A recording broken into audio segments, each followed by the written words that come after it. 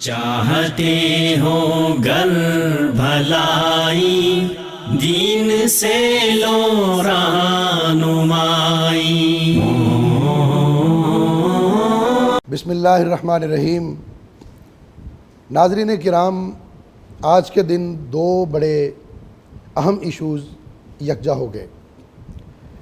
آج کا دن 18 ذوالحجہ حضرت عثمان غنی رضی اللہ تعالی عنہ ان کی شہادت کا دن بھی ہے، اور حضرت عثمان غنی رضی اللہ تعالی عنہ داماد مصطفیٰ بھی ہیں، امیر المؤمنین بھی ہیں، خلیفہ ثالث بھی ہیں۔ اسلام کے لیے بے پناہ خدمات کے ساتھ ساتھ ان کی ایک بہت بڑی خدمت جامع القرآن علی الناس ہونا یہ بھی ہے۔ حضرت عثمان غنی رضی اللہ تعالیٰ عنہ جنہیں جامع قرآن کہا جاتا ہے، آج ان کی شہادت کا دن ہے، اور آج پاکستان بھر میں یوم تقدیس قرآن بھی منایا جا رہا ہے۔ دو ایشوز ایک ہی دن اور بڑے ہی اہم یکجا ہوئے، اس پر آج ہم بات کریں گے۔ معروف دانشور، اسکالر، خطیب، ادیب، صحافی، مصنف کتب کثیرہ جناب رانا محمد شفیع خان پسوری صاحب سے بہت شکریہ۔ جناب رانا صاحب، آپ کا بھی شکریہ۔ آپ آج بڑا اپنا قیمتی وقت نکال کے ان دونوں ایشوز کے لیے یہاں تشریف لائے۔ سب سے پہلے حضرت عثمان غنی رضی اللہ تعالیٰ عنہ کے بہت سارے فضائل، مناقب، محاسن ہیں، ان کے حوالے سے تھوڑا سا ہمارے ناظرین کو کچھ بتائیں۔ ماشاءاللہ، آپ نے انٹرو میں بڑی نفاست سے آج کے دن کی جو دو حیثیتیں ہیں ان کو واضح کیا ہے کہ ایک طرف سویڈن کے واقعے کے خلاف پوری قوم یک آواز ہو کر مذمت کر رہی ہے، حکومت بھی، اپوزیشن بھی، حتیٰ کہ مسلم اور غیر مسلم سارے طبقات، تمام مذہبی پارٹیاں، سیاسی پارٹیاں اپنے اختلاف اور اختلاف رائے کو نظر انداز کر کے سویڈن کے کبھی فیل کی مذمت کر رہے ہیں، فیل ہے اس کی مذمت کر رہی ہیں۔ ایک تو یہ حیثیت ہے۔ دوسرا، آج 18 ذوالحجہ کی مناسبت سے حضرت عثمان غنی رضی اللہ تعالیٰ عنہ کا یوم شہادت بھی ہے، تو اس لحاظ سے آج کا دن جو ہے یہ ذو حیثیتین ہے۔ جی حضرت عثمان غنی رضی اللہ تعالیٰ عنہ کی بھی نفاست جو ہے شخصیت کے حوالے سے، وہ ذو النورین بھی ہیں، ماشاءاللہ، ذو ہجرتین بھی ہیں، ذو کنیتین بھی ہیں، واہ ماشاءاللہ، ذو نسبتین بھی ہیں، ذو حضرین بھی ہیں۔ یعنی سبحان اللہ۔ دو ہجرتیں آپ دیکھیے قرآن پاک میں اور احادیث کے اندر، صحابہ کرام کے جو مہاجر تھے جی ان کو سب سے اونچا طبقہ قرار دیا گیا ہے، ایسے ہی ہے۔ انصار سے بھی اوپر، جنہوں نے اللہ کے نبی صلی اللہ علیہ وسلم کے لیے اور اسلام کے لیے سب کچھ چھوڑ دیا۔ السابقون الاولون من المہاجرین۔ حضرت عثمان غنی رضی اللہ تعالیٰ نے دو ہجرتیں کی ہیں۔ جو سب سے پہلی ہجرت تھی نا حبشہ کی طرف، جی 11 مرد اور 4 عورتیں گئی تھی، تو اس کی قیادت حضرت عثمان غنی کے سپرد کی تھی اللہ کے نبی نے۔ اور یہ الفاظ ہیں صحابہ کے اندر کہ ان عثمان اول من ہاجر باہلہ من ہذہ الامہ، اس امت میں سب سے پہلے جس نے ہجرت کی ہے نا وہ عثمان غنی ہے۔ جی اور کون تھی اہلیہ؟ اور اپنی اہلیہ کے ساتھ۔ اور اہلیہ کون تھی؟ رسول پاک صلی اللہ علیہ وسلم کی لخت جگر، نور چشم، راحت جہاں، حضرت رقیہ رضی اللہ تعالیٰ عنہ۔ تو ذو النورین آپ کو اس لیے کہا جاتا ہے کہ یہ دنیا کے واحد فرد ہیں پوری تاریخ انسانی میں، حضرت آدم سے لے کر رسول پاک تک، اور اب تو قیامت تک موقع ہی نہیں نا بن سکتا، اس لیے کہ واحد آدمی ہیں پوری دنیا کے جن کے نکاح کے اندر نبی کی 2 بیٹی ہیں۔ قتیبہ نے فضائل صحابہ میں حضرت علی رضی اللہ تعالیٰ عنہ سے یہ الفاظ نقل کیے ہیں کہ عثمان وہ ہے جو فرشتوں کے ہاں بھی ذو النورین کے لقب سے ملقب ہے، ماشاءاللہ، ذو النورین کہا جاتا ہے۔ جی اور جب حضرت رقیہ فوت ہوئی تو اس کے بعد رسول پاک صلی اللہ علیہ وسلم نے اپنی دوسری لخت جگر حضرت ام کلثوم کا نکاح کیا۔ اچھا، جب حضرت ام کلثوم فوت ہوئی ہیں تو رسول پاک صلی اللہ علیہ وسلم نے یہ فرمایا تھا کہ میری اور بھی کوئی بیٹی ہوتی تو میں عثمان کے نکاح میں دے دیتا۔ سبحان اللہ۔ بلکہ مرکات کے اندر تو یہاں تک کہ اگر 40 بیٹیاں بھی ہوتی ہیں اور یہ کے بعد دیگرے فوت ہوتی رہتی، میں نے عثمان، اس کی وجہ کیا ہے کہ عثمان غنی رضی اللہ تعالیٰ عنہ سابقون الاولون میں سے ہیں، یہ چوتھے یا پانچویں نمبر پہ مسلمان ہوئے تھے، جی جی، جب مکہ مکرمہ میں نے اسلام قبول کیا. سب سے پہلے جن لوگوں نے اسلام قبول کیا. اور دوسری وجہ یہ ہے، یہ جو میں نے کہا نا ذو نسبت ہیں، جی جی، ایک تو داماد نبی تو ہیں ہی ہیں، ہیں ہی ہیں. یہ رسول پاک صلی اللہ علیہ وسلم کے بھانجے بھی ہیں. جی ان کی والدہ گرامی جو ہیں رسول پاک صلی اللہ علیہ وسلم کی فرسٹ کزن ہے، ان کا نام تھا اروا. ان کی جو والدہ گرامی تھی حضرت عثمان حقیقی والدہ، ہاں جی، وہ بیٹی تھیں ام حکم البیضاء کی. اور ام حکم البیضاء جو تھی یعنی حضرت عثمان غنی کی نانی، سگی نانی، جی جی، وہ رسول پاک صلی اللہ علیہ وسلم کی سگی پھوپھی تھی. سبحان اللہ. بلکہ بعض روایات کے مطابق حضرت عبداللہ جو تھے رسول پاک صلی اللہ علیہ وسلم کے والد گرامی، ان کی جڑواں بہن تھی. جی تو جی، فرسٹ کزن کے بیٹے تھے. اور دوسرا یہ کہ پانچویں پشت پہ جا کے نسب کے اندر بھی رسول پاک کے ساتھ شامل ہو جاتے ہیں. بے شک. رسول پاک صلی اللہ علیہ وسلم کے نسب ہے محمد بن عبداللہ بن عبد المطلب بن ہاشم بن عبد مناف. جی جی، اور حضرت عثمان غنی کا جو سلسلہ نسب ہے وہ ہے عثمان بن عفان بن ابو العاص بن امیہ بن عبد شمس بن عبد مناف. تو یہ دو نسبتیں ہیں رسول پاک صلی اللہ علیہ وسلم کے ساتھ. دو کنیتیں یہ ہیں کہ ایک ان کی کنیت تھی ابو عمر، ان کے پہلے بیٹے، لیکن جب حضرت رقیہ سے بیٹا پیدا ہوا اس کا نام تھا عبداللہ، تو اس کے بعد یہ ابو عبداللہ کے نام سے تو دو کنیتیں ان کی دو کنیتیں ہو گئی اس وجہ سے. اچھا، آگے ذو حضرین کا لفظ جو ہے میں نے اس لیے بولا ہے کہ دو موقع ایسے ہیں کہ جہاں حضرت عثمان غنی رضی اللہ تعالیٰ عنہ موجود نہیں تھے، لیکن اللہ کے نبی صلی اللہ علیہ وسلم نے ان کو موجود قرار دیا، موجود قرار دیا، آپ کی موجودگی مثلاً برقرار رکھی. غزوہ بدر کے موقع پر جی چونکہ لخت جگر تھی رسول پاک صلی اللہ علیہ وسلم، حضرت کہ وہ بیمار تھی بڑی شدید، تو حضرت عثمان غنی چاہتے تھے کہ میں بھی جہاد میں شریک ہوں. رسول پاک سے اللہ کے نبی نے کہا کہ تو نہیں جائے گا، تو رقیہ کی تیمارداری کر اور تجھے اتنا ہی ثواب ملے گا جتنا مجاہدین کو ملے گا. چنانچہ اس کے بعد مال غنیمت کی تقسیم میں اللہ کے نبی نے اتنا ہی حصہ دیا حضرت عثمان کو جتنا شرکائے بدر کو دیا، شرکائے بدر کو دیا. جی جی. ایک تو یہ ہے. دوسری جو ہے صلح حدیبیہ کے موقع پر، جی جی، حدیبیہ کے موقع پر جب رسول پاک صلی اللہ علیہ وسلم گئے عمرے کے لیے اپنے ساتھیوں کے ساتھ، 1400 ساتھیوں کے ساتھ، اور آپ کے راستے میں رکاوٹ ڈال دی گئی، تو حضرت عثمان غنی رضی اللہ تعالیٰ عنہ کو بھیجا تھا سفیر کے طور پر، اپنے سفیر کے طور پر مکہ والوں کے پاس.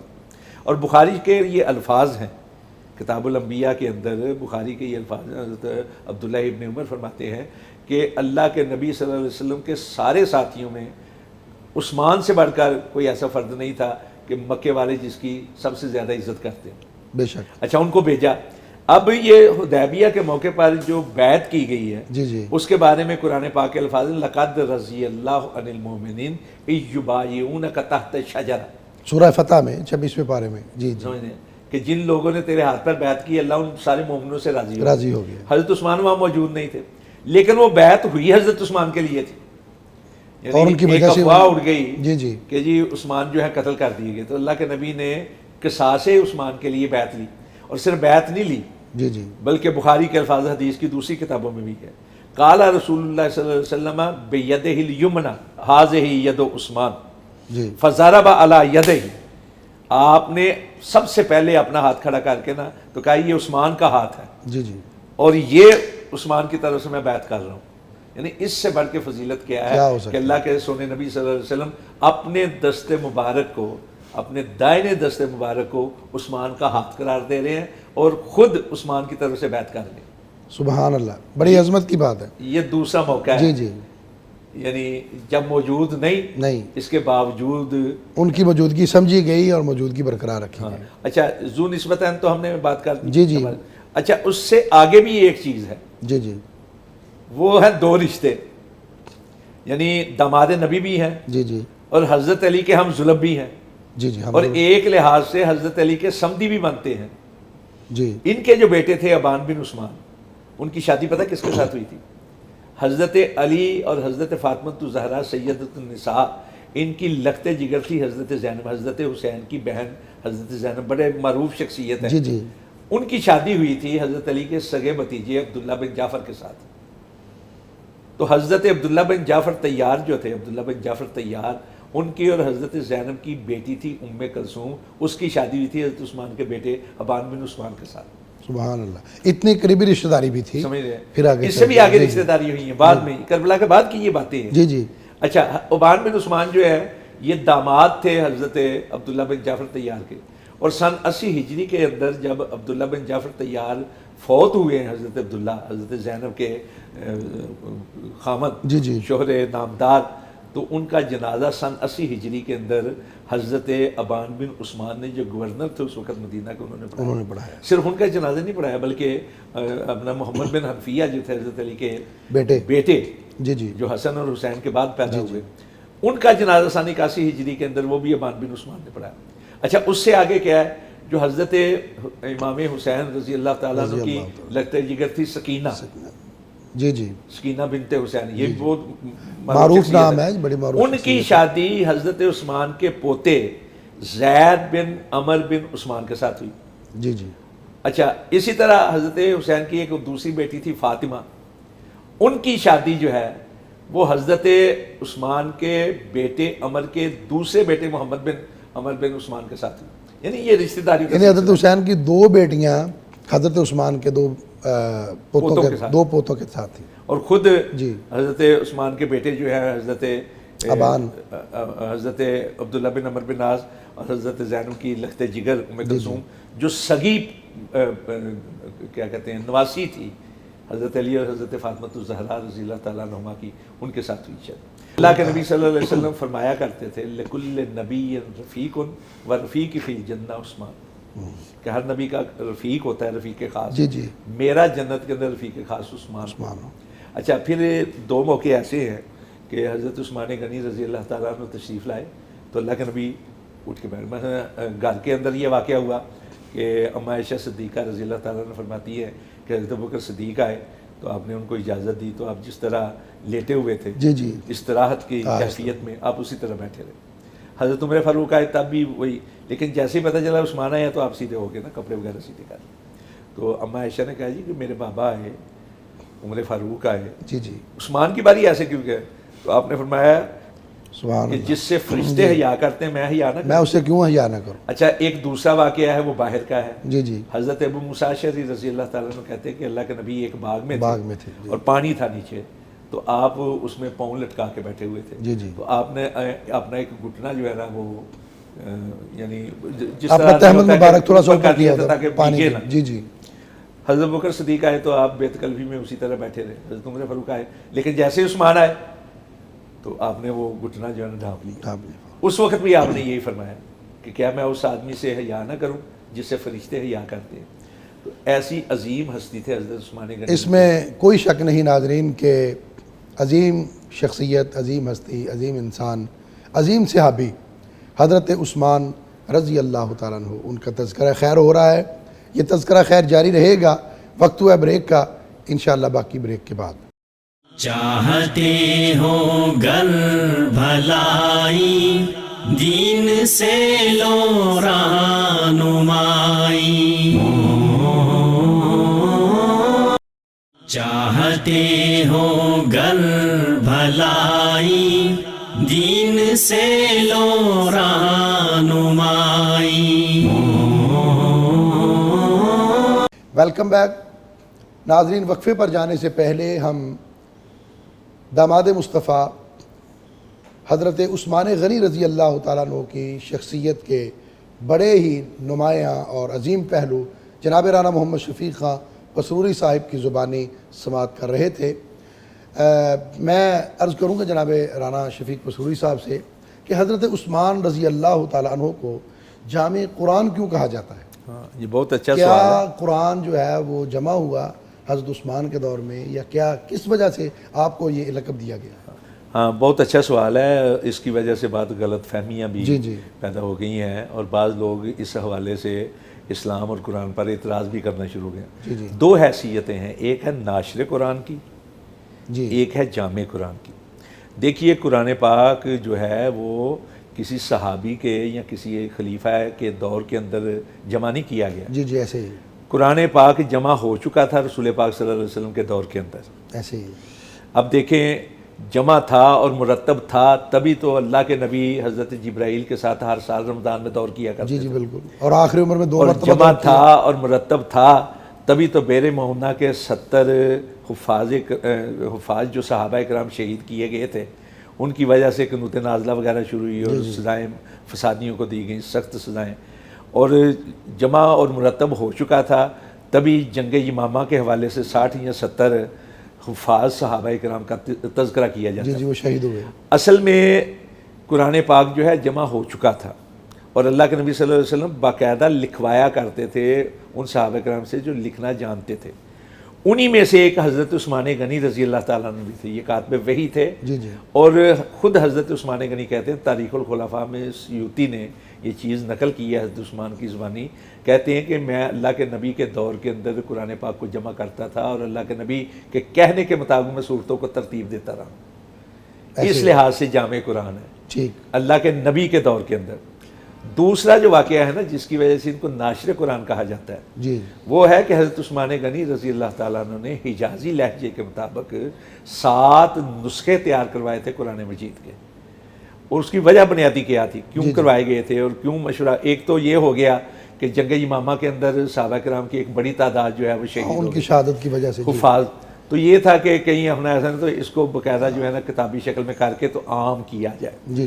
دوسرا یہ تھا کہ ریاست اسلامیہ کی حدود پھیل رہی تھیں، اور اس میں غیر عربی لوگ بھی آ رہے تھے، اور ایسے عربی بھی آ رہے تھے جن کا لہجہ جو ہے حجاز مقدس سے ہٹ کر تھا، کوئی شام کا تھا، کوئی عراق کا تھا، کوئی مختلف۔ مثلا اس میں ایک چھوٹا سا واقعہ آپ کے گوش گزار کرنا چاہتا ہوں۔ اب دیکھیے مصر اصلاً تو افریقی ملک ہے، لیکن زبان وہاں کی عربی ہے، لیبیا کی زبان بھی عربی ہے۔ اب علمی طور پر، دینی طور پر مصر کا بہت بڑا مقام ہے، لیکن وہاں کے لہجے کے اندر گاف بولا جاتا ہے، چے بولا جاتا ہے، حالانکہ گاف اور چے عربی کے حروف نہیں ہے۔ مثلا ایک آدمی بیت اللہ کے اندر طواف کرتا ہوا دعا مانگ رہا تھا، اللہم انی اسألک الجنہ، اللہم انی اسألک الجنہ، تو ایک پنجابی کہنے لگا کہ ایسا بیوقوف ہے، اللہ کے گھر میں بھی گنا مانگ رہا ہے۔ دوسرے نے کسی نے کہا کہ یہ گندا نہیں مانگ رہا، یہ اصل میں کہہ رہا ہے اللہم انی اسألک الجنہ۔ وہ جیم کو گاف، جیم جو ہے وہ ان کے لہجے کی وجہ سے گاف بن گیا۔ اسی طرح اذان دیتے ہوئے کہتے ہیں اللہ اکبر، یعنی اکبر کی جگہ اکبر نکلتا ہے۔ تو یہ جو ہے نا اندیشہ پیدا ہو گیا، یا یہ اپنا پیدا ہو گیا اشکال کہ کہیں ایسا نہ ہو کہ ریاست اسلامی کے پھیلنے کی وجہ سے جو اصل لہجہ ہے حجازی اور قریشی، اس سے فرق نہ واقع۔ مثلا آج تو لوگ ایک دوسرے سے پرسوں، اور آئندہ والا آدمی جب دوسرے کسی لہجے میں سنے گا یا کسی دوسرے تلفظ کے ساتھ سنے گا تو وہ سمجھے گا شاید اسی طرح غلط در۔ تو 7 نسخے تیار کروائے تھے حضرت عثمان غنی رضی اللہ تعالیٰ۔ آج 3 نسخے موجود ہیں، باقی نایاب ہو چکے ہیں یا ناپید ہو چکے ہیں۔ 3 نسخے جو ہے نا، ایک انطاکیہ یعنی استنبول کے میوزیم کے اندر موجود ہے، دوسرا مغلوں کے دور میں جب انگریز یہاں آئے ہیں تو وہ لے گئے تھے، وہ لندن کی انڈیا آفس لائبریری میں موجود ہے۔ تیسرا نسخہ جس کو تلاوت کرتے ہوئے، جس پر سے تلاوت کرتے ہوئے حضرت عثمان غنی شہید ہوئے تھے، اور حضرت عثمان غنی کا خون سورہ بقرہ کی آیت نمبر 137 پر گرا تھا، فَسَيَكْفِيكَهُمُ اللَّهُ وَهُوَ السَّمِيعُ الْعَلِيمُ۔ وہ نسخہ جو ہے وہ تاشقند کے اندر موجود ہے۔ جب جنرل ایوب خان جو اس وقت صدر پاکستان تھے، چیف مارشل اللہ ایڈمنسٹریٹر بھی تھے، وہ انڈیا کے ساتھ معاہدے کے لیے تاشقند گئے تھے اپنے دور میں، جسے معاہدہ تاشقند بھی کہا۔ تو اس وقت تاشقند کے اس نسخے کی فوٹو کاپی لے کر آئے تھے جو کراچی کے عجائب گھر میں موجود ہے، پاکستان میں بھی، پاکستان کراچی میں، کراچی کے عجائب گھر میں۔ پہلے وہ باہر رکھی ہوئی تھی، اب انہوں نے محفوظ کر دیا سیو کر۔ مجھے یہ سعادت حاصل ہوئی کہ میں جب تاشقند گیا رابطہ اسلامی نظریاتی کونسل کے وفد کے ساتھ، تو وہاں باقاعدہ دیکھا، اس کی تصاویر بھی میرے پاس موجود ہیں۔ دوسرا جب میں کراچی آیا تو کراچی میں جا کے ان کی باقاعدہ سیف سے نکلوا کر میں نے وہ بھی دونوں نسخے میں نے دیکھے۔ اچھا، یہ جو 2 نسخے ہیں، اور دونوں کو آپ نے ایک پایا؟ ایک ہی ہے۔ میں جو عرض کرنا چاہتا ہوں نا حفاظت قرآن کے حوالے سے، یعنی حضرت عثمان غنی رضی اللہ تعالیٰ عنہ کا یہ جو کام ہے نشر قرآن کا، اور قرآن پاک کو مصحف کی شکل میں مرتب کر کے 7 نسخوں کی شکل میں عام کرنے کا، وہ سب سے بڑی دلیل ہے اس وقت زمینی حقائق کے مطابق جو ہم پیش کر سکتے ہیں کہ اس وقت ہر سال کروڑوں کی تعداد میں قرآن پاک عالمی اسلام میں تباہ ہوتے ہیں. جی جی کوئی اسلامی ملک ایسا نہیں جہاں قرآن پاک تباہ. پاکستان میں دیکھ ہر جگہ پرنٹ کراچی میں پرنٹ ہوتا ہے, ملتان میں پرنٹ ہوتا ہے, پشاور میں ہوتا ہے, ڈیرہ اسماعیل خان میں ہوتا ہے, راول پنڈی میں ہوتا ہے, لاہور میں کئی جگہ جگہ ہوتا ہے, کئی جگہ ہیں. پوری دنیا کے تباہ ہونے والے آج کے قرآن پاک کا کسی ایک نسخے کو اٹھا لیں اور اس کا موازنہ کر لیں ان نسخوں کے ساتھ جو حضرت عثمان نے تیار کروائے تھے. لفظ اور لائنیں تو دور کی بات, کسی ایک حرف کی بھی تبدیلی آپ کو دکھائی نہیں دے گی. ایسے ہی بے شک. اچھا رانا صاحب یہ اتنی بڑی بات ہے, لیکن میں ایک سوال یہ پوچھنا چاہوں گا کہ اللہ پاک نے قرآن پاک کی حفاظت کا ذمہ کیوں لیا ہے جبکہ اور بھی بہت ساری کتابیں نازل ہوئی ہیں؟ جی بالکل ہوئی ہیں. ہمارے ہاں تو معروف ہے نا 4 کتابیں, جی جی, تورات, زبور, انجیل اور قرآن پاک. لیکن صحف ابراہیم و موسیٰ قرآن پاک میں ہے. جی جی اسی طرح سورہ بقرہ کے آخر میں ہے کل آمن باللہ و ملائکتہ و کتبہ. جی جی وکتب ہی. تمام کتابوں پر ایمان ہمارے ایمان کا حصہ ہے. اب بعض لوگوں نے اس کی تعداد جو ہے 114 بیان کی ہے آسمانی کتابوں کی. جی وہ بائبل کا سہارا لیتے ہیں. بائبل کے اندر جن جن کتابوں کو, جن صحائف کو منسوخ کیا گیا ہے ان کی وجہ سے بعض اس کو 120 کہتے ہیں, بعض 122 بھی کہتے ہیں. لیکن یہ سوال بڑا اہم ہے کہ جب ساری کتابیں آسمانی ہیں جی, اور جب ساری کتابیں ہی اللہ کی طرف سے نازل ہوئی ہیں تو پھر صرف قرآن پاک کو محفوظ کیوں رکھا گیا؟ بڑا اہم سوال ہے جی. یہ در حقیقت رسول پاک صلی اللہ علیہ وسلم کی ختم نبوت کی بہت بڑی دلیل ہے. ماشاءاللہ. اصل میں ہوا یہ کہ اللہ رب العزت نے جتنے نبی اور رسول بھیجے تھے نا, وہ خاص قوموں کے لیے, جی, مخصوص علاقوں کے لیے اور محدود وقت کے لیے ہوتے تھے.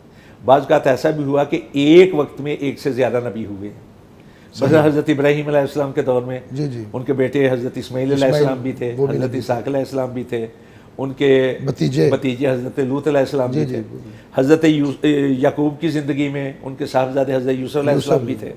حضرت موسیٰ علیہ السلام کے تو ساتھ ساتھ تھے, جی جی, ان کے بھائی, سگے بھائی ہارون اور قریبی عزیز یوشع بن نون. جی جی, اور حضرت عیسیٰ علیہ السلام کے ساتھ حضرت یحییٰ علیہ السلام بھی تھے. جی جی, ان کی خالہ کے بیٹے تھے. سمجھ رہے ہیں جی. یہ جتنے نبی اور رسول آئے ہیں نا, یہ اپنے فرض منصبی کے لحاظ سے خاص قوموں کے لیے ہیں. اس پہ ہمارے پاس وقت نہیں ہے, ورنہ بائبل کے حوالے سے ایک ذیلی سوال کو تو بیچ میں آ گیا نا جی, آ گیا, لیکن کر دو, میں اشارہ کر دیتا ہوں. مثلا متی کی انجیل باب نمبر 15 اور آیت نمبر 24, 25, 26 میں ہے حضرت عیسیٰ علیہ السلام کہتے ہیں کہ میں صرف اسرائیل کے گھرانے کی کھوئی ہوئی بھیڑوں کی طرف آیا ہوں.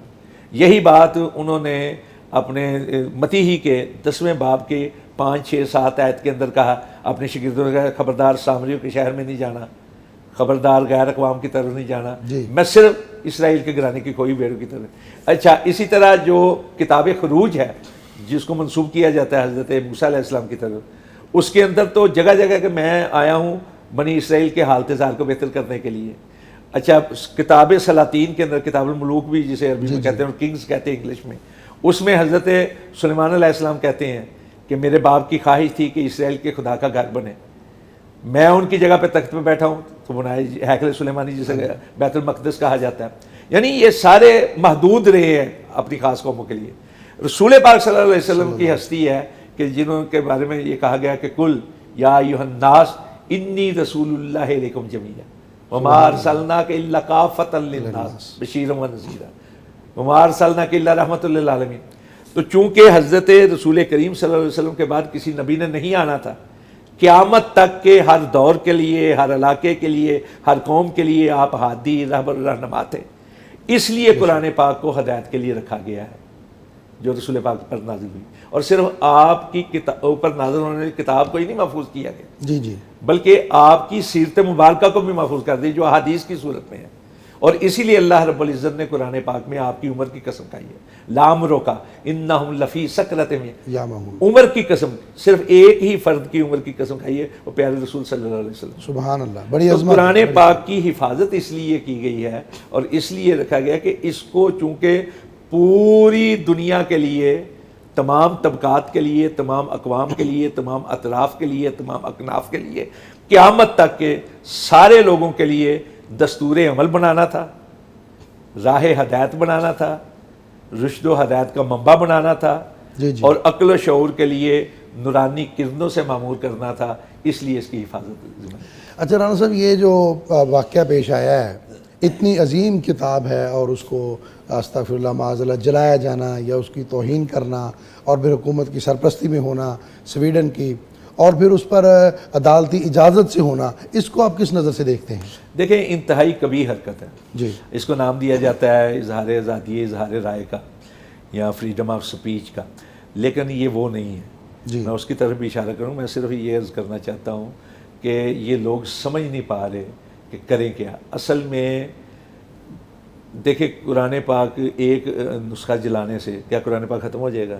نہیں. کروڑوں کی تعداد میں ہر سال چھپتے ہیں بے شک. اور لاکھوں کی تعداد میں ہر سال بچے جو ہیں حفظ کرتے ہیں قرآن پاک. مثلا پچھلے 2-3 سال میں صرف پاکستان کے اندر جو ہمارے وفاق کی تناظیم جی ہیں مختلف جی ان کے جو اعداد و شمار آئے ہیں نا سامنے، اس کے مطابق جو ہے نا کیا کہتے ہیں 10,52,000 کے قریب بچوں نے حفظ کیا ہے. ماشاء اللہ. اور یہ وہ بچے ہیں جو وفاق میں رجسٹرڈ ہیں.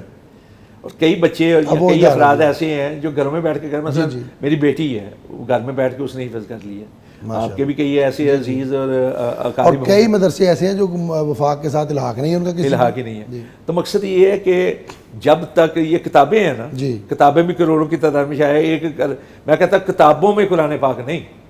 جی جی وہ روس میں جب انقلاب آیا تو انہوں نے قرآن پاک کے نسخے طلب کرنے شروع کیے. تو اس وقت کہا تھا لوگوں نے کہ جب تک مسلمان باقی ہیں، مسلمانوں کے سینے باقی ہیں، قرآن پاک کو کوئی نقصان نہیں پہنچ سکتا. جی جی. اور ویسے ہمارا یہ یقین اور ایمان ہے کہ دنیا ختم ہو سکتی ہے، انسان ختم ہو سکتے ہیں، لیکن قرآن پاک جو ہے نا یہ ختم نہیں ہو سکتا. نہ ختم ہو سکتا ہے، نہ اس کے اندر لا یاتیہ الباطل من بین یدیہ ولا من خلفہ.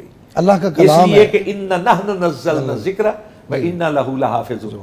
اچھا اصل میں ہوتا کیا ہے؟ قرآن پاک کی حفاظت کی ہمیں کوئی ڈر نہیں ہے. جی جی معاملہ قرآن پاک کے ختم ہونے کا نہیں ہے، قرآن پاک کی توہین کا نہیں ہے. معاملہ ہے ہماری ایمانی غیرت کا.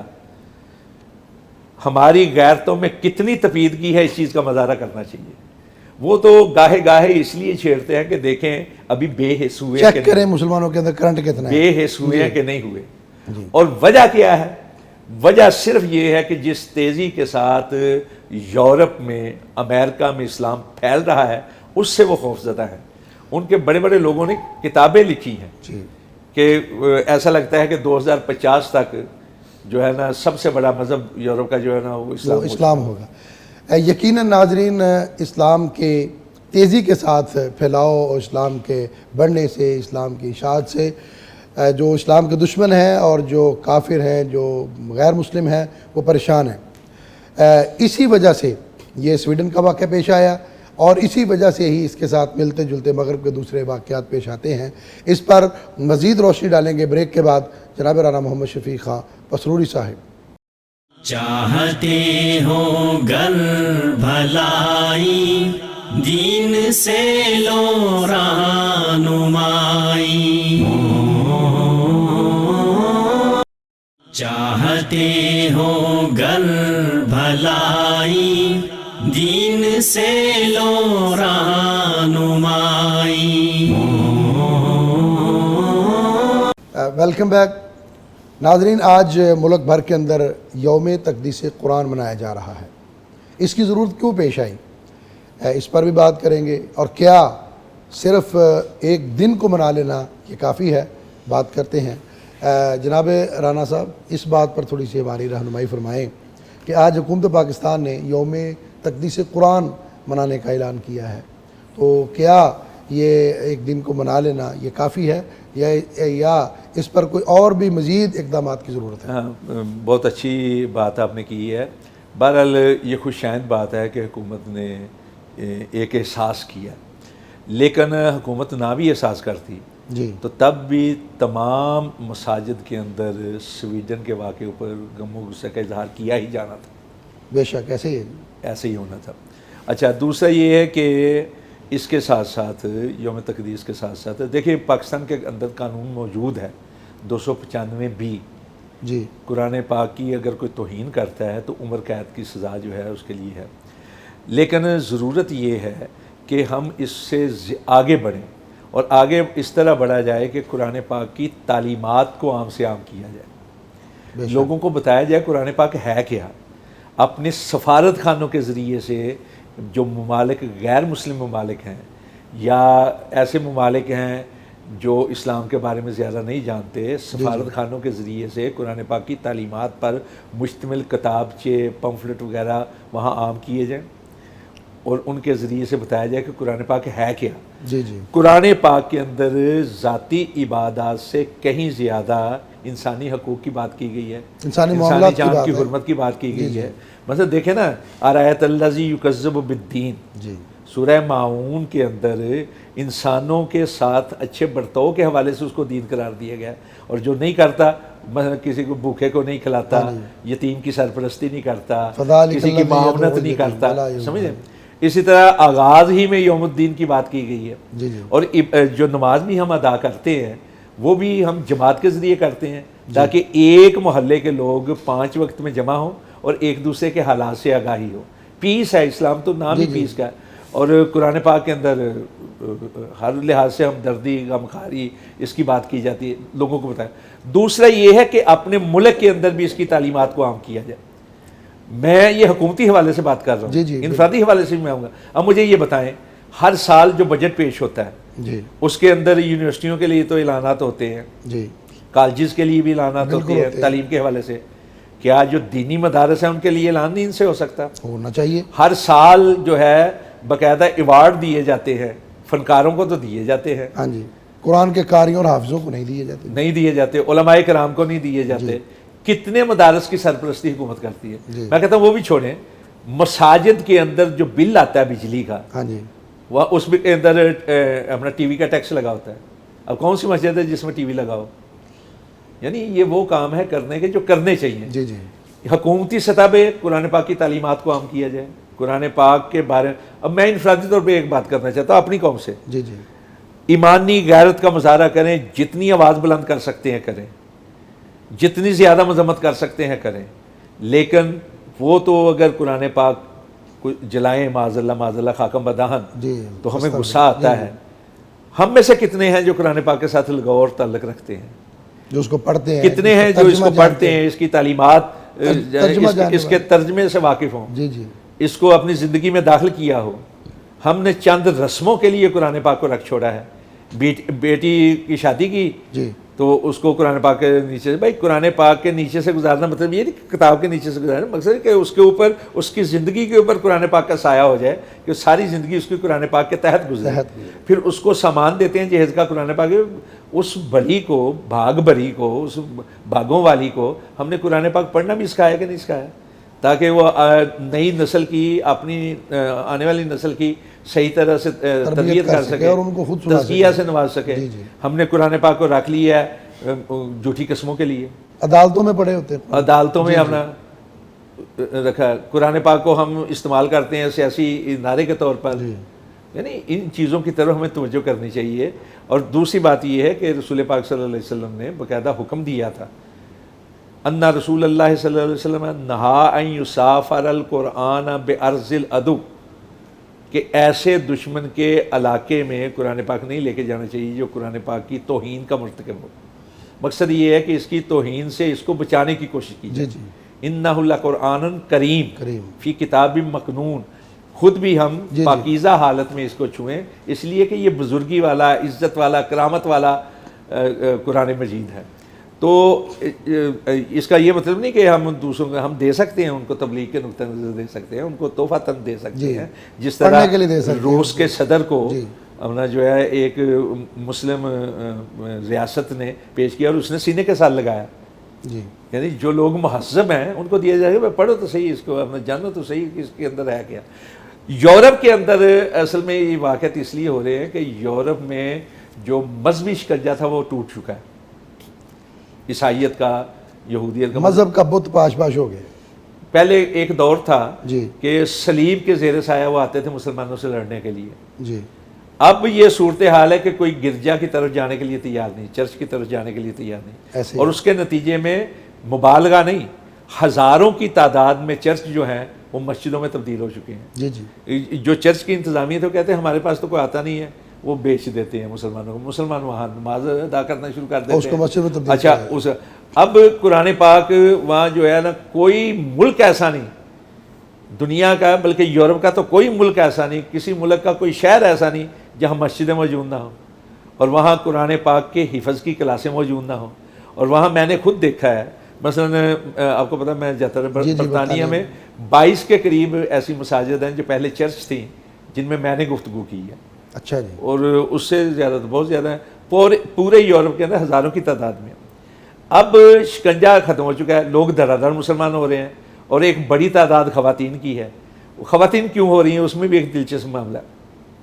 خواتین یہ دیکھتی ہیں کہ مسلم گھروں کے اندر جیسے جیسے خواتین یا افراد بوڑھے ہوتے ہیں ان کی عزت بڑھ جاتی ہے، جبکہ دوسری طرف یہ معاملہ ہوتا ہے کہ جیسے جیسے کوئی بزرگ ہو اس کو اولڈ ہوم کے اندر اس کو آہستہ سے گھر سے باہر نکالا جاتا ہے. فرانس کے ایک اسلامک سینٹر میں، پیرس کے ایک اسلامک سینٹر میں ایک بچہ آیا 14-15 سال کا. وہ کہنے لگا جی میں مسلمان ہونا چاہتا ہوں. تو انہوں نے پوچھا جی کیوں مسلمان ہونا چاہیے؟ یہ سچا واقعہ پچھلے سال کا. کہنے لگا جی مجھے نہیں، ان سے پوچھا کہ کیوں مسلمان ہونا چاہتے ہیں؟ کہتے پتہ نہیں. کہنے لگا اسلام پڑھا ہے؟ کہنے نہیں. پھر کیوں ہونا چاہتے ہو؟ کہتے جی میری ماں کہتی ہے کہ مسلمان ہو جاؤ. تو کہنے لگے تمہاری ماں مسلمان ہے؟ کہتے ہیں نہیں. انہوں نے اسلام پڑھا ہے؟ کہنے لگا نہیں. تو پوچھا ماں، کہتے جو باہر ہے اگر آپ اجازت دیں تو میں اس کو بلا لیا. تو اس خاتون کو کہنے لگے کہ جی آپ کیوں چاہتی ہیں کہ آپ کا بیٹا مسلمان؟ کہنے لگے اصل میں میرے ہمسایہ جو ہے نا وہ مسلم خاندان ہے جی. تو میں دیکھتی ہوں کہ وہ جب گھر سے نکلتے ہیں اپنی ماں کو احترام کے ساتھ سلام کر کے گزرتے ہیں، اور جب واپس آتے ہیں تو سب سے پہلے اس کا ہاتھ چومتے ہیں. اور کہیں جاتی ہے تو اس کے پیچھے اس طرح غلام جس طرح ہوتے ہیں بڑے ادب کے ساتھ چلتے ہیں، اس کے جوتے رکھتے ہیں.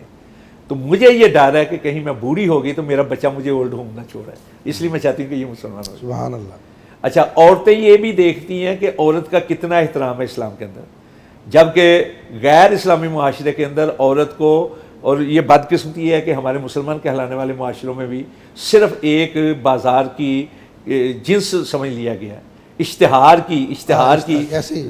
اب ٹریڈ بلیڈ ہوتا ہے شیو کے لیے، شیو مرنے کرنی ہے اس میں بھی عورت ہے. مشہوری اس میں. جی جی. موٹر سائیکل ہے اس میں عورت ہے. کوئی چیز ایسی نہیں جس میں عورت، یعنی صرف ایک جنس. اور ایسے طور پہ اشتہاری طور پہ پیش کیا جاتا ہے کہ احترام کی بجائے حفظ کی نظر سے دیکھا جائے، جبکہ اسلام یہ چاہتا ہے کہ عورت کو جب بھی دیکھا جائے احترام کے ساتھ دیکھا جائے. پردے کا حکم جو ہے نا، بنیادی فلسفہ اس کا کیا ہے کہ عورت کے بارے میں کوئی غلط سوچے بھی نہ. سبحان اللہ. بہت بڑا فلسفہ ہے یہ. غلط سوچے بھی نہ اس کے جسمانی کیا کہتے ہیں اعضاء کے حوالے. تو رانا صاحب یہ جو واقعات ہو رہے ہیں مغرب کے اندر، کبھی نبی صلی اللہ علیہ وسلم کی توہین اور اس کو آزادی اظہار رائے کہہ دیا جاتا ہے، کبھی قرآن کی توہین، تو ان کا تدارک کیسے ممکن ہے؟ یہ آزادی اظہار رائے نہیں ہے جی. اس لیے کہ جو اقوام متحدہ کے سیاسی اور سماجی آزادی کے حوالے سے چارٹر ہے، اس کے آرٹیکل 20 میں یعنی دفعہ نمبر 20 کے اندر باقاعدہ یہ لکھا ہوا ہے کہ آپ آزادی اظہار رائے تو کریں گے اپنے حقوق کے حاصل کرنے کے لیے، معاملات کو سمجھنے کے لیے حکومتی جبر کے ہوتے ہوئے، یہ ہے آزادی رائے. صحیح. لیکن کوئی ایسی تحریر یا تقریر جس کے ذریعے سے نسلی یا مذہبی منافرت پھیلے یا کسی طبقے کے خلاف لوگوں کو انگیخت کیا جائے یا کسی کی توہین ہو، اس پر پابندی ہوگی. صحیح. اسی طرح کی باتیں جو ہیں انسائکلوپیڈیا بریٹانیکا کے اندر بھی موجود ہیں. یعنی آزادی اظہار رائے کی تعریف موجود ہے. جی جی. آزادی اظہار رائے یہ ہے کہ آپ اپنے حقوق کے لیے بات کریں، دوسروں کی دل شکنی کے لیے کام نہ کریں، دوسروں کے خلاف نفرت کا اظہار نہ کریں. جی. کوئی ایسی حرکت نہ کریں جس کی وجہ سے ان کے خلاف لوگ کھڑے ہو جائیں یا ان کو مارنے پہ تل جائیں یا ان سے نفرت کا اظہار کرنا شروع. اب مجھے یہ بتائیں، یہ آزادی اظہار رائے کی بات کرنے والے ہولوکاسٹ پہ کیا ہوتا ہے جی ان کو؟ اور یہ ہولوکاسٹ کا بہانہ اس لیے تراشا گیا تھا تاکہ اسرائیل کی جو ریاست ہے اس کو قائم کیا جا سکے. کہا جائے جی یہ بڑے مظلوم طبقہ ہے اس لیے ان کو رہنے کے لیے کوئی الگ اور لا کے انہوں نے آباد کر دی مسلم علاقوں کے اندر، عرب علاقوں کے اندر. بھئی امریکہ اپنے ہاں کوئی جگہ دے دیتا، برطانیہ اپنے ہاں کوئی جگہ دے دیتا، آسٹریلیا میں کسی جگہ دے دیتے ہیں، روس میں کسی جگہ دیتے ہیں. اچھا، ہولوکاسٹ کے لیے قانون ہے ان ملکوں کے اندر، یورپ کے اندر، امریکہ کے اندر، ان سارے ملکوں کے اندر کہ ہولوکاسٹ کا انکار کرنا جرم ہے. جی بلکہ انکار چھوڑیں، اگر کوئی کہتا ہے نا کہ 60 لاکھ کی تعداد مبالغہ میں جی ہے تو اس کو بھی سزا دی جاتی ہے۔ اسی طرح یورپین ممالک کے اندر باقاعدہ یہ قانون موجود ہے کہ عالمی جنگوں کے نقصانات کا انکار جو ہے وہ بھی جرم ہے، جو انکار کرے گا اس کو بھی سزا دی جائے گی۔ اس پر کوئی رائے نہیں دے سکتا، اس کو رائے دینے کی آزادی نہیں ہے اس پر۔ اچھا، ملکہ معظمہ کی توہین جو ہے وہ بھی جرم ہے۔ ان کے جو دساتیر ہیں، دستور ہیں، جی جی قوانین ہیں، ان کی اگر کوئی اپنا تصحیح کرتا ہے، ساری کی ساری اپنا آزادی اظہار رائے مسلمانوں کے اوپر آ گئی ہے۔ یہ آزادی اظہار رائے نہیں ہے، یہ صریحاً انسانی حقوق کے خلاف ہے۔ اب آپ کو پتہ ہے کہ سویڈن میں کئی لوگوں نے درخواستیں دے دی حکومت کو کہ ہمیں بھی اجازت دی جائے مذہبی کتابوں ایسا عمل کرنے کی، مذہبی کتابوں کو جلانے کی۔ جی جی اگر دوسرے لوگ بھی اس طرح شروع ہو جائیں، ایک سلسلہ چل پڑے گا۔ آج تک کسی جگہ بھی کسی مسلمان نے کسی کی کتاب کو نہیں جلایا۔ اہل کتاب کا تو پھر بھی احترام ہے نا ہمارے ہاں، جی جی لیکن جو ظواہر پرست ہیں، مثلا یہ ہندو ہیں، جی جی جین مت والے ہیں، بدھ مت والے ہیں، کبھی ان کی کتابوں کو بھی نہیں جلایا، اس لیے کہ ہمیں اسلام یہ تعلیم دیتا ہے لا تسبوا الذین یدعون من دون اللہ فیسبوا اللہ عدوا بغیر علم، کہ کسی ایسے فرد کو بھی برا نہ کہو جو اللہ کے علاوہ کسی کی بات، حالانکہ ساری کی ساری دعوت جو ہے توحید پر ہے۔ کیوں کہ کہیں ایسا نہ ہو کہ رد عمل کے طور پر وہ تمہارے سچے رب کے بارے میں بے علمی کی وجہ سے کوئی ایسی بات کرے۔ ہمیں تو یہ حکم ہے۔ جی جی مسلمان نے کبھی کوئی کتاب نہیں جلائی، پوری دنیا میں کبھی ایسا واقعہ نہیں ہوا۔ سمجھیں، یہ 2.25 ارب کے قریب مسلمانوں کے کلیجے کو ہاتھ ڈالنے والی بات ہے۔ یہ آزادی اظہار رائے نہیں ہے، یہ فریڈم آف سپیچ نہیں ہے، جی بلکہ یہ صریحاً انسانی حقوق کے خلاف ہے، انسانی تضحیق کے خلاف ہے، انسانی جذبات کے خلاف، جذبات کے خلاف ہے، اور 2.25 ارب مسلمانوں کی جو ہے نا توہین ہے، عزت اور وقار کے خلاف، کلیجے کو ہاتھ ڈالنا ہے، ان کے توقیر کو ڈیمیج کرنے کے مترادف۔ رانا صاحب، بحثیت امت ہمیں کیا کرنا چاہیے؟ مزاروں کے ذریعے سے بھرپور احتجاج کرنا چاہیے، رائے عامہ ہموار ہوگی اور ذرائع ابلاغ سے یہ آواز اٹھے گی۔ لیکن آج کا دور جو ہے نا بڑا تیز دور ہے، انفرادی طور پر بھی اس میں بہت زیادہ رائے عامہ ہموار کرنے کے طریقے اختیار کے، سوشل میڈیا، جی جی ہر ایک فرد اپنے لیے لازم سمجھ لے کہ اس نے جو سوشل میڈیا کے ذرائع ہیں ان کے اوپر آواز اٹھانی ہی اٹھانی ہے۔ لیکن سب سے بڑی ذمہ داری جو ہے وہ مسلم حکمرانوں پر عائد ہوتی ہے۔ ایسے ہی مسلم حکمران سارے کے سارے مل کر اس کے اندر طاقت کریں۔ دیکھیں، پروں سے مٹی نہ جا رہے ہیں، پروں سے مٹی نہ جا رہے ہیں، بلکہ سعید اب OIC نے کیا اجتماع، اجلاس کیا، فوراً کیا، اچھی بات ہے، فوراً کیا۔ اس کے اندر بس ایک اعلامیہ جاری کر دی ہے۔ چند ممالک ہیں جنہوں نے سویڈن کے سفیر کو بلا کر احتجاجی مراسلے ان کو دیے ہیں، سمجھ رہے ہیں، یہ ایک سفارتی انداز ہوتا ہے، لیکن اس سے بھی آگے بڑھنے کی بات ہے۔ مثلا سویڈن نے حکومتی سطح پہ اس کی اجازت دی ہے، جی جی آج سویڈن نے دی ہے، کل کوئی اور دے دے گا، اس لیے باقاعدہ بائیکاٹ کیا جائے، ایسا انداز اختیار کیا جائے کہ کسی اور کو دوبارہ جرأت نہ ہو۔ ایسے ہی اور انہوں نے یہ کہا جائے کہ آپ ایک فرد کو تو رائے کی آزادی کا نام دے رہے ہیں اور باقی سب کی آواز کو دبانے کی کوشش کر رہے ہیں، ان کے جذبات کو مجروح کرنے کی کوشش کر رہے ہیں، ان کی آواز کو آپ اہمیت نہیں دیتے۔ ہر ملک کے اندر رائے عامہ جو ہے اس کو اہمیت دی جاتی ہے، اور پوری دنیا کے 2.25 ارب مسلمان جو ہیں ان کی رائے کو اہمیت ہی کوئی نہیں۔ بہت شکریہ جناب رانا محمد شفیق خان پسروری صاحب، آج کے دن کے حوالے سے بڑی اہم گفتگو فرما رہے تھے۔ یقیناً حضرت عثمان غنی رضی اللہ تعالیٰ عنہ کی ذات جو ہے وہ پوری امت کے لیے مشعل راہ ہے، ایک ہدایت کا ذریعہ ہے، اور ان کے شان اور مقام کو بیان کرنا ہر مسلمان کا فرض ہے۔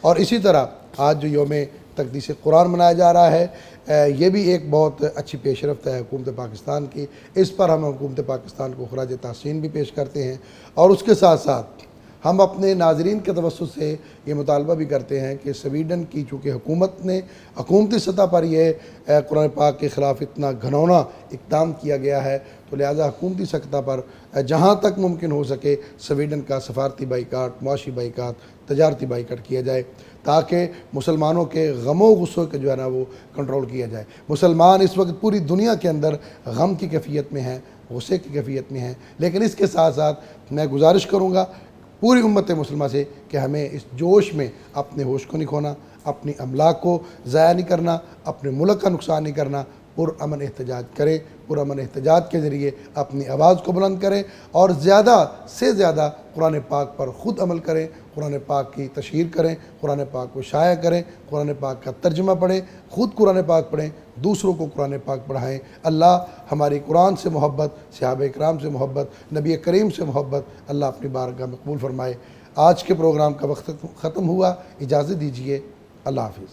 راستے دشوار تر ہیں زندگی کے کارواں میں، کامیابی کامرانی چاہو گر دونوں جہاں میں، چاہتے ہو گر بھلائی دین سے لو رہنمائی، چاہتے ہو گر بھلائی دین سے